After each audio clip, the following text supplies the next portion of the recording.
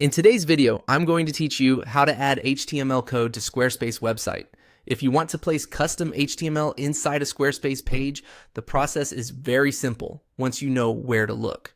In this walkthrough, I'll show you exactly how to insert a code block and paste your HTML into it so it appears on your site in the right place.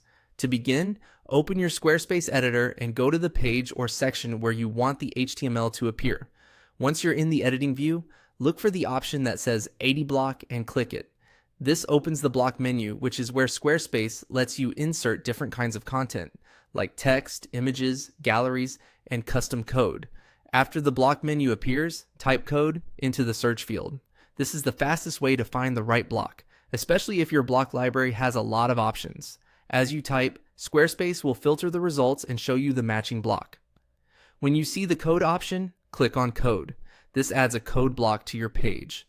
A code block is the tool Squarespace provides when you want to embed custom HTML directly into your content area.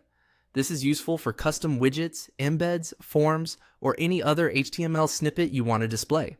Next, click the pencil icon to edit the block. This opens the code editor for that specific block and gives you a place to enter or modify the HTML.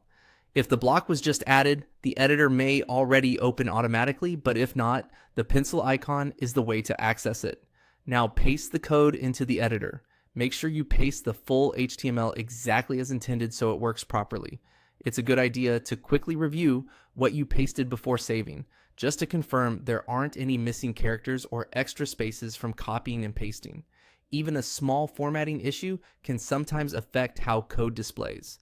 Once your code is in place, you can save the block and preview the page to make sure everything looks correct.